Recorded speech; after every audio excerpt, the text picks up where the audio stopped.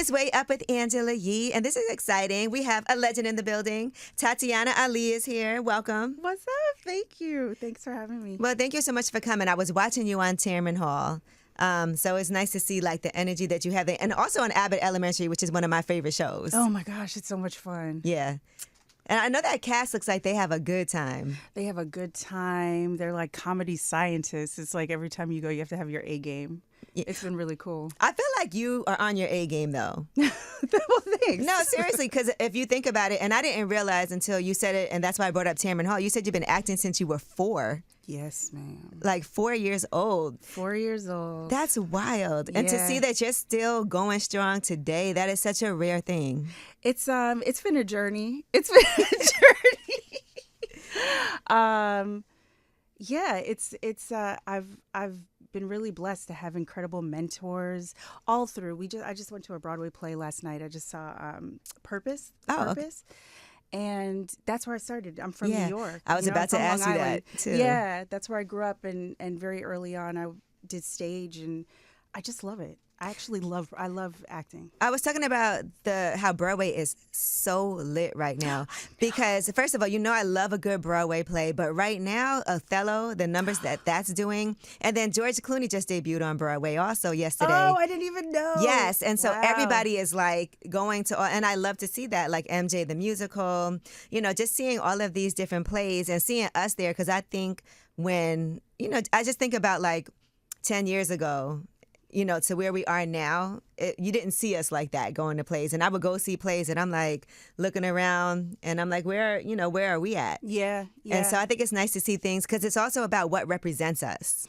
It's what represents you. It's there's something about theater that when you go into that space, you get to be transported into the world of that story. Mm-hmm. And yeah, you want to see yourself reflected. You want to learn about other people, other ways of thinking, other ways of feeling.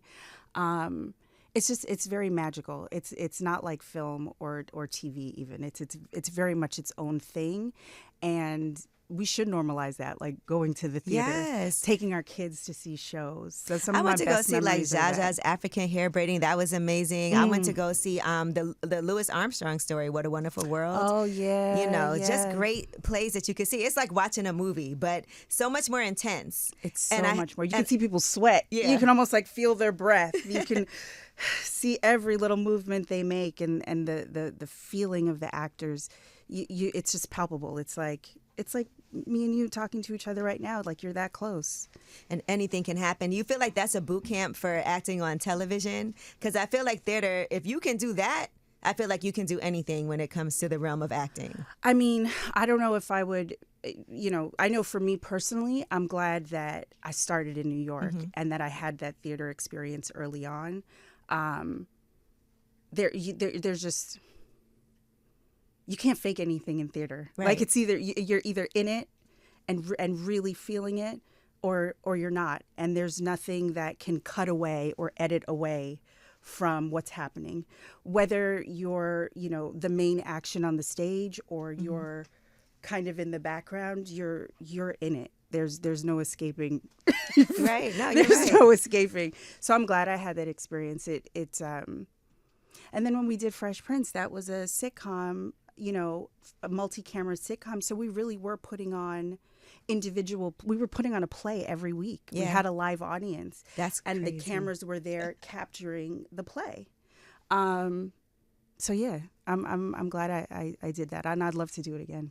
I think it's also nice when you can really like the people who you work with too. Oh yeah, That's a blessing. That's like anything. You know how many What? people in this world? Exactly. That's what I was going to say. That is a blessing. Yes. Because the amount of time you have to spend, and then how much you have to trust and rely on each other.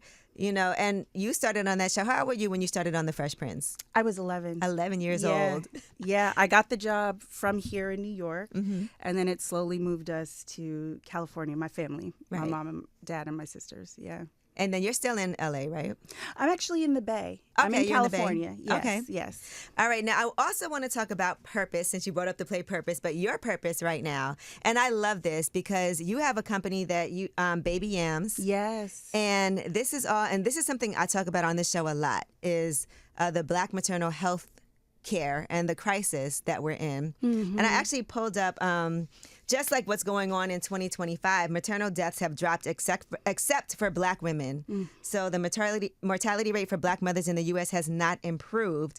And so this is something that you have taken on as a mission. Can you tell us what your personal experience was like?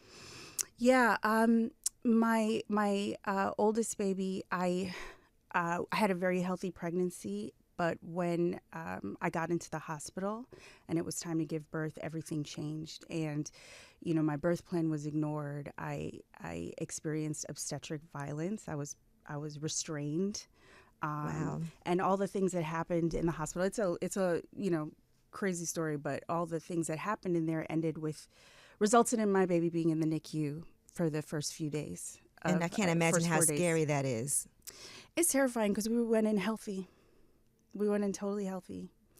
And I remember, you know, once we finally got out of the hospital, it really felt like we were like, we actually got it. We left the hospital like 11:30 at night. Like we were like, get us out of here once we were cleared.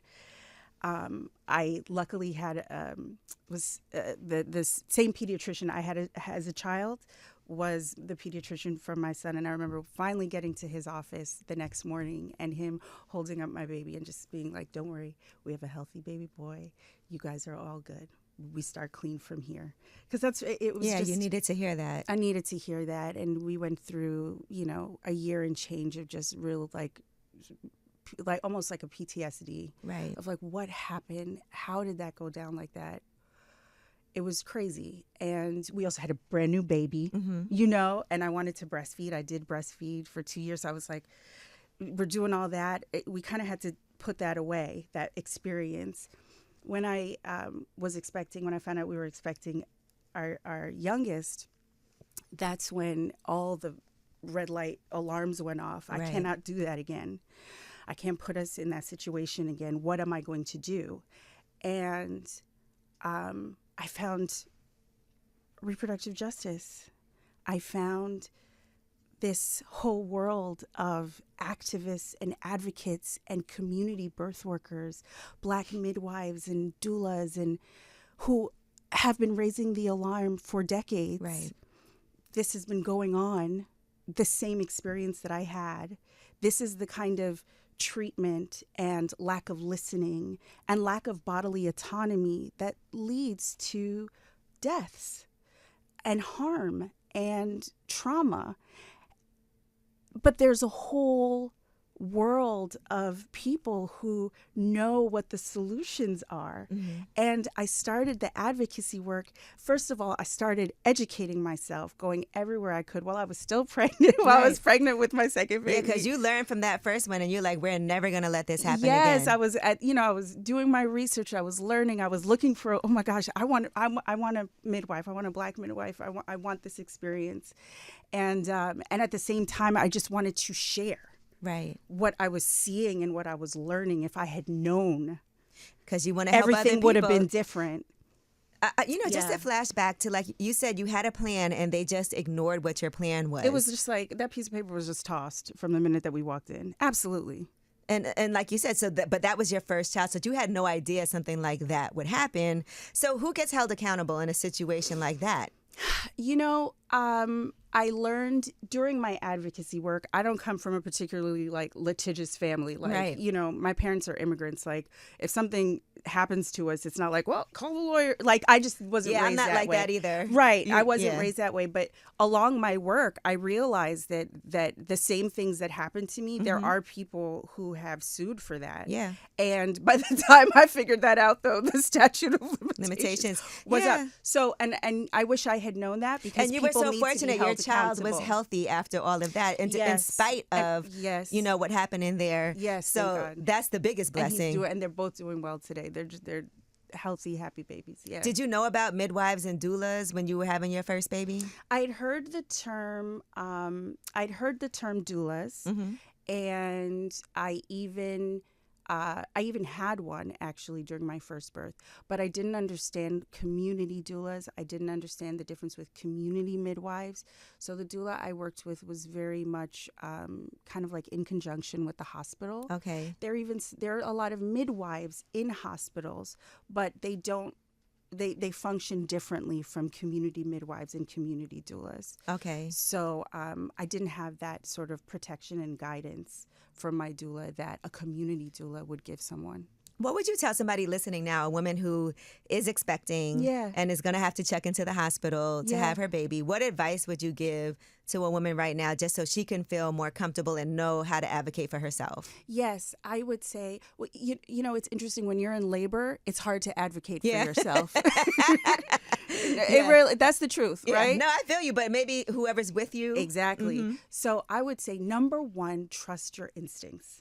Like, trust your gut. Any little microaggression, we're so used to microaggressions at the grocery store, people following you, looking at you funny.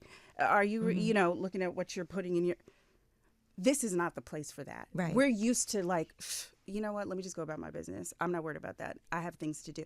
This is not the place for that. If you experience any kind of microaggressions with your caregiver, people like dismissing your questions or not taking the time to really sit with you, look elsewhere. Say thank you so much, but no thank you. You're not the person for me. That's one. So follow your instincts and build your team. Like the team of people around you. It could be a sister, it could be a friend, it could be your partner. Have that team, because there's something that's happened in this culture where it's like we feel like we have to do everything by ourselves. Right. But that's not how it works in this. That's not how it works when you're raising kids, when you have a family. That building your family, where's your village? Like look to people for help. Tell them what you want, like what your desire is, what your dream is, and then go find it. Right. For real. Listen, your parents did a great job raising you. So Oh! Don't you feel like that though when you look back at everything you went through when you were younger? Oh, they were very protective and like, thank God. Yeah, and also we see all these stories coming out in this business from back in the day. Yeah, it's like, rough. As some things that you might have been like, come on, is like, thank goodness. They were very protective, and they also treated me like a whole person, where, you know, this work that I do as an actor, as a performer, it's the work that I do. It's not all of me. Right. So I know, because you have such iconic roles. I can't even imagine what it must have been like for you to just go out and do something regular. You know, I mean, it's not it's not a regular, it's a different type of. Remember though, I didn't have, you know, Instagram. You know, I grew up in a different time, so you know, I did some. Over TikTok now, I did some regular things, but I got to do that just with my friends. Yeah, but even just going to the store or going to the mall, like, could you go to the mall? Right? No, but also my parents weren't really feeling that. They're like, go to the mall to do what? Hang out? No. Shop. You have money? No. And even dating, that had to be hard. Like, how do you know if somebody wants to ask you, who do you go out with? Like, you know what I'm saying? Like, that's tough as a kid growing up in this business and not going to school in the traditional way that people go to school. True. You know, how do you get like the little crush notes and things like that? That's Check true. here. I still have my little experiences though. I did. Listen, great where you landed now though. And then you've gone viral on TikTok. Like you said, there's no social media, but you have like one of the most popular TikToks, you know, out right now. How amazing is that? Like a flashback from over 30 years ago. It's crazy. It's so much fun to see. I love to see everybody's interpretation of it and how we did one up here. All the women here, I heard we did our own version of it too. Oh my gosh! Yeah, with Angie Martinez. Oh, that's dope. Yeah, it's just cool. I mean, I feel like there'll be more things because now it's also making people rewatch episodes, and so I feel like there's going to be even more things that are going to come just from that. And then being able to do the recreation of it with Doechii also. That was really fun. Yeah. That was really fun. It came together in a few days, like just a very brief period of time.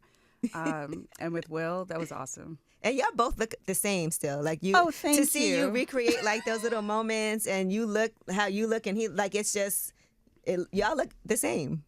Thank you. We weren't jumping as high as we were the first time, but. Do your kids know how cool you are? Oh my gosh. Do they have any idea like who their mom is?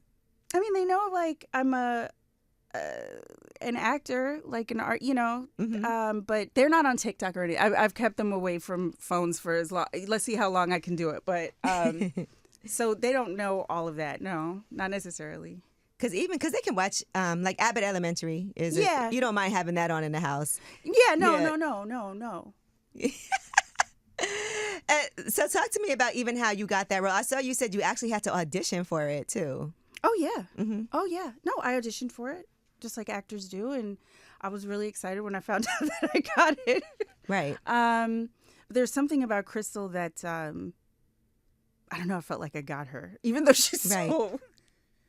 A little snarky. She's snarky, a little nice, nasty, a little and she's kind of a compilation of some different people that I've known in my life, which I won't. Yeah. I say wonder, that. would you love to play like a really bad role, like the evil person? Could you see that? Oh sure. Yeah. Oh yeah. What could you tap into for that? What could I tap into? I don't know. Everybody has their reasons. You just have to. It's like you do the same character work. Everybody has reasons for the way, histories for the way they show up in the world. You just have to figure out what those histories are. Do you think that people feel like they know what you're like just based off of your roles? Because like you said, you've been doing this since you were a kid. And so people might have this preconceived notion. And let's be clear, you're multifaceted. It's not just acting, it's the music. And now it's this activism work. Yes, and I want to show you the blankets. Oh, I want Yams. I cannot wait to see that. And I know you've sourced the materials from Ghana. Yes. All right, so talk to me about this. I got to see these blankets. Oh, okay. I'm so So excited. these are baby yams. Okay. And so when I was working with my midwife, when I was pregnant with my youngest Alejandro, a mom group that I spoke at, they gave me Ankara, and I love to sew, and so I made a quilt for my son, and I put blessings in it. My husband and I. It was a really expectant, like joyful time in my life, especially after what I experienced. And I got so many compliments on it. So I started to design This is beautiful. these baby quilts. And every pattern, you see how this is like a sun pattern? Every pattern has a blessing. So this is the blessing of abundance, and that's the name of the pattern. Right now we have joy, we have peace. Here, you can hold it. Oh, thank you. And the Ankara comes from a woman who sells fabrics in Accra. And it's a really iconic West African fabric. And then This is some of them beautiful. also have batiks, and then we put them with purple's my favorite colorful. color. Oh, really? I love this. Okay, go ahead. I'm sorry. Yeah, this is another abundance blanket. Let me see. And 10% of the proceeds of the blankets go towards grants. Okay. For community Black and Indigenous midwives and doulas. And this is beautiful. yeah, and they use And those grants meaningful. for schooling. They use those grants for their birth kits. We do it through an organization called Birth Future Foundation. Last year, they gave $75,000 worth of grants, and we were able to participate in that grant giving with the sales of the blankets. These are great gifts for anybody. People buy by the them way. for gifts. I get emails from grandmas and abuelas, like who, they get these for their grandbabies. And it's a keepsake. They're meant to be passed down. I think They're about. made by hand. I have this blanket from when I was born that I still have to this day. Yes, Yeah, yes. do you have anything? I have my baby blanket. And I have my husband's baby blanket that his mom saved too. So Yeah. things like this, I think, are so classic. So when I was young, I used to my blanket. Her name was May May. She had oh no, my blanket doesn't have a name. Oh, yeah. Wait. It used to be called my May May. May May. Yeah. And so I literally there's pictures of me walking down as a flower girl in weddings. Like I couldn't go anywhere without it. Oh my And gosh. I couldn't spend the night without it. And when I would go to sleepovers, it would be like over my face. I would sleep with it. And people would be like, parents would be like, is she okay? Like, why is she sleeping with a blanket over her face?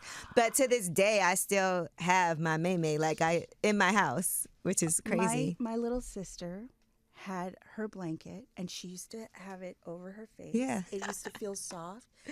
And she called it, our whole family called it, it was called a wear. because that was one of her first words when she was a little baby. Where? And she was Like, always where is looking it? for it. Yes, yes. You know, where, mommy, where? I literally one day, and when I was in kindergarten, fell out of the bed and scraped my eye on the side of the bed looking for it because I was looking around. It's dark, on my bed, and then I fell out of the bed, and my mom came running like, "You okay? Put me back in." But I scraped my eye, and when I woke up, my eye was bleeding and it was shut. Oh, It was no! a small cut, but because of the blood, I fell asleep and it dried up. And I woke up like, am I blind? What's going on? And it was because I couldn't find the blanket. So I know how important something like this is and how this can be something that a kid is so attached to. Yeah. And like you said, be passed down. Like one of my friends, her daughter, I gave her a gift for her when she was born. And it's like a little lamb. She calls it Hefe. And she won't go anywhere without Hefe. Like she was at my house over the weekend and she's like, all right, I want to go. Can Hefe come too? Or she'll be like, well, Hefe needs to go to sleep. And it's just nice when kids have something like this and I can see this being something that a kid would be so attached to. Yeah, and they're really made with a lot of love and a lot of care, and they're made to last and to wash because you got to wash them a lot they're too. Made Hello, to wash because they're gonna fall on the floor. Oh yes, mine is the original, the prototype has been it's been all over the place. But this is something, and it's interesting with your journey. It feels like this really sparked something in you to become so passionate. And when I see everything that you've been doing, it's about like a baby shower guide. It's you blogging and giving people different tips. Yeah, it's tips. It's it's about empowerment. Like what I said, like following our instincts. It's also about the beauty. Like the beauty that's possible. A lot of the advocacy work that I was doing had to do with sharing my story to raise an alarm, right? And there's a time for that, but we deserve safety and beauty. That's what it is. And this allows me to tell that part of the story, like what's possible. Right. Yes, there are systems that aren't working, that we see are crumbling. Yeah, that we see funding is getting taken away from to make things even harder. Well, yes. But there are other systems being built that are radically communal. And so the Yam House Diaries, the blog that you're talking about that is, related to baby yams, it's how we tell the story. It's about us taking care of each other. Yeah. I think that's what can come out of while the federal government may be saying, okay, less funding, less this, less that. That's DEI because even though we're affected more, right? Yes, we are. They act like us getting funding or us getting any type of anything is some type of advantage when it's really something that we're owed and we deserve. There's a reason why Black we pay women... taxes? Right, that too.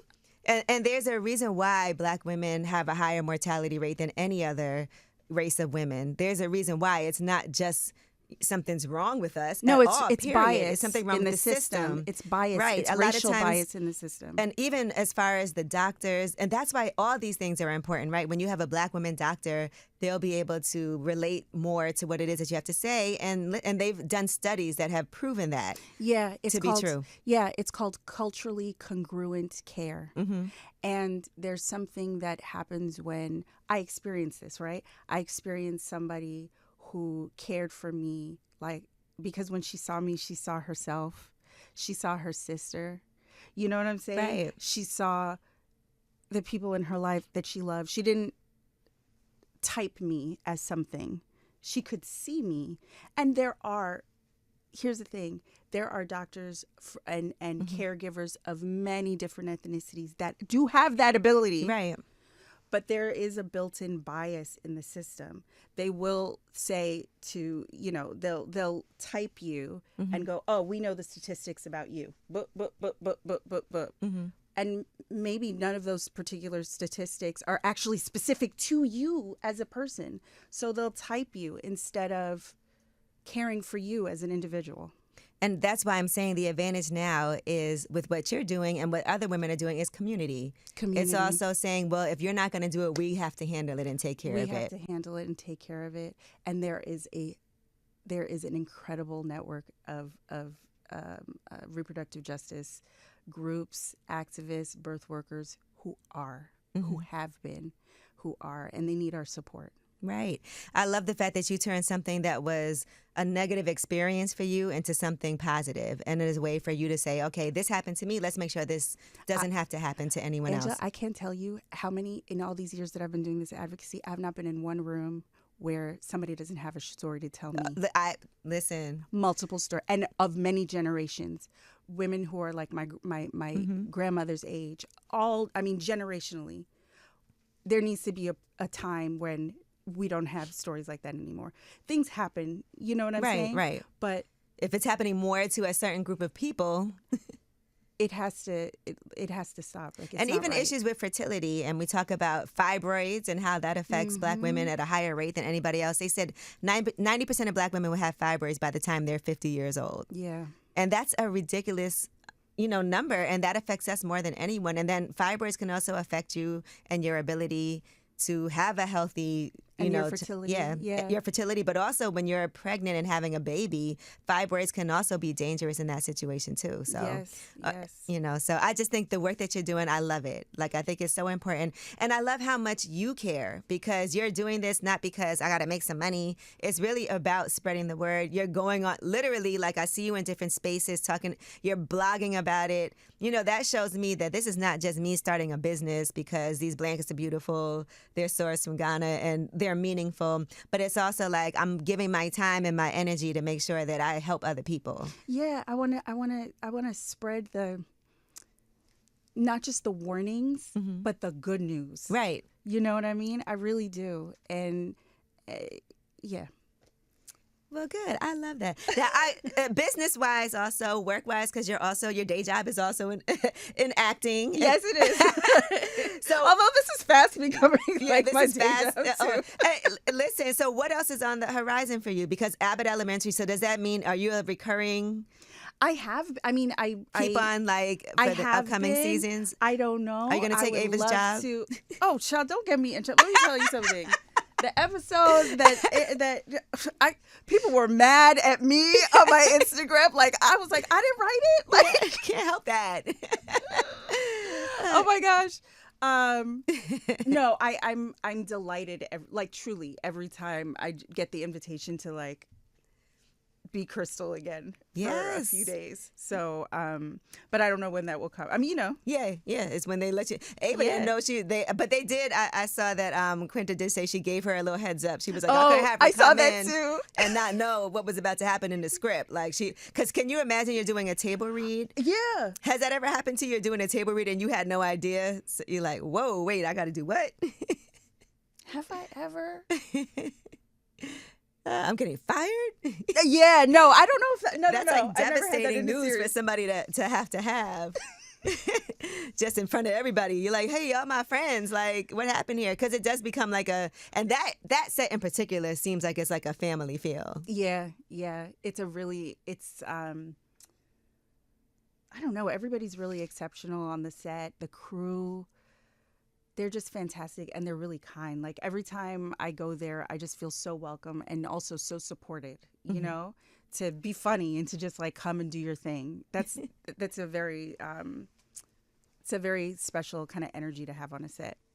And what else is coming up now too besides that? Just so we know, because I want to make sure I touch on everything you have going on. Oh, what else is no?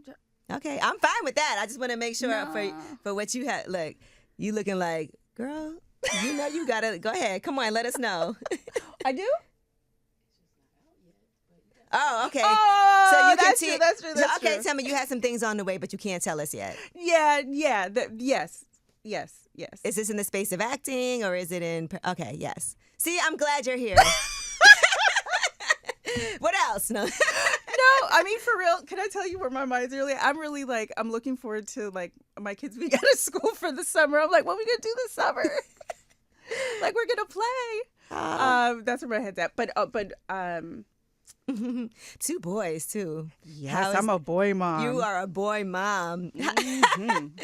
Oh my goodness, I can't even imagine. So it's all guys in the house and you. It's all guys in the house and me. It really is, and I don't mind it. It's so fun. It is fun. You over there play fighting and everything. Play fighting. We do a lot of dance parties. How do you feel with social media and your kids? Because you grew up without it, like we just said. But what are the rules for you when it comes to as they're getting older and older? That's something that I think parents really have to think about. Teachers and people in school, they have to think about that because it's affecting the kids more than anything. Can I tell you something? So we're kind of like in the Silicon Valley area. And I know that, tech is important, and, being connected in that way is very important for communities. That's very important. Right. However, up there, they're about no screen time. Because they know. Yes. They know the effects. Screen time.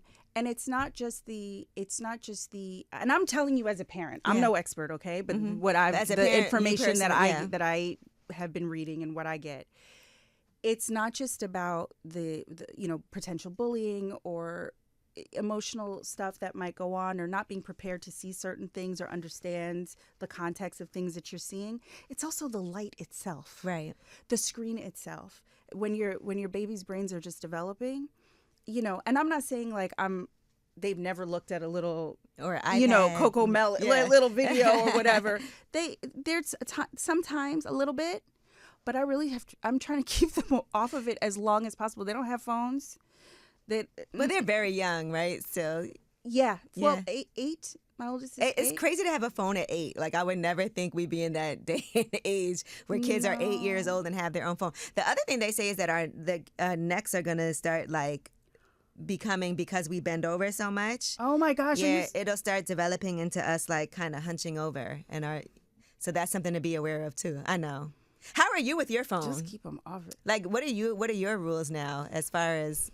My rules are at a certain time of night. I find that I'm less anxious if I put it far away from me when I'm sleeping. Right. Like sometimes I'm just such a, what do they call it? Doom scrolling? Oh, yes. Yep. Next. And you're just watching the rabbit hole. Yes. So there are many times where I'm just like, you know what?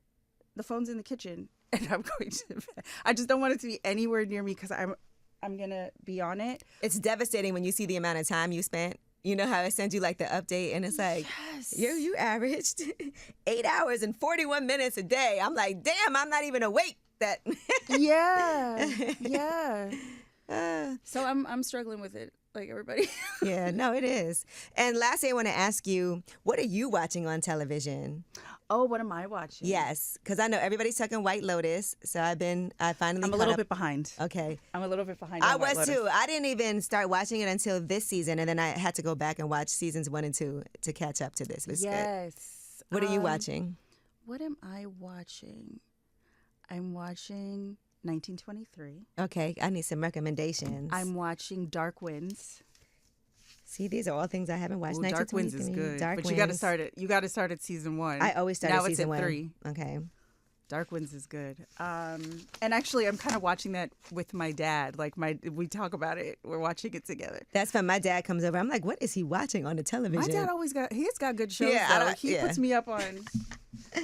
What else? Oh, and I'm a big. I haven't really done much work in this field, but I love sci-fi fantasy. Okay, sci-fi fantasy. So Wheel of Time. Okay. I'm in Wheel of Time right now. I'm going to put all this down, Wheel of Time.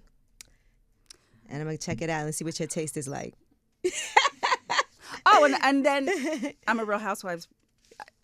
Which one? I've been there Which since franchise? the OC. I've been there since the OC. I have. Don't look at me funny. I feel the judgment. So I'm in Atlanta right now. Okay. I mean, that's where, it's a lot going on in Atlanta too. And it's kind of new. There are a lot of new characters. Yeah, so you got to get adjusted. Yeah, a lot of people get it. Has anybody ever asked beat into the club? Has anyone ever asked you to do reality TV? I think it's come up a few times. And you were like, no. You didn't grow up in that time period of. Well, when I see it, I look, if I get that message and then I look around at like what my day, I'm like, no, nobody want to see me on this computer. Or like they'd be like, man, we need you to come outside and do something. Doing the carpool, like that's not. No, they'll have you go out though. They'll put you in the. They'll put you in the situations. That's true.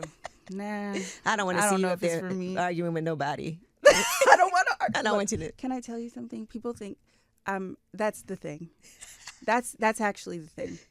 Because I'm not a punk. Like, I'm nice, but sometimes people can take it for weakness. And they take you there. I don't need to go, I don't ever need to go People there. just assume you're nice. Yeah, and I am. I think I'm kind, you know. But Yeah, know, don't take it there. I have Yeah, boundaries. definitely have boundaries. Yeah. All right. Well, on that note, no. No, but honestly, thank you so much for coming through. I appreciate it. I just wanted to have and I know this is something that's so important to you, but it's also important to me. And so I'm glad to have you here and for us to be able to discuss baby Yams. So thank you so much just for you spreading the word and using your own experience and sharing that, because sometimes I can't even imagine after that happened, you know, it can be a little difficult to share. Yeah. You know, so hopefully this helps other people feel more open, and who knows whose lives you're going to be able to impact and touch with this, so that they'll be prepared to do whatever they need to do when it's their time to go in and have that beautiful baby. Yes. Beautiful, healthy baby. Yes. God bless us. All right. God bless you, Tatyana Ali. Way up.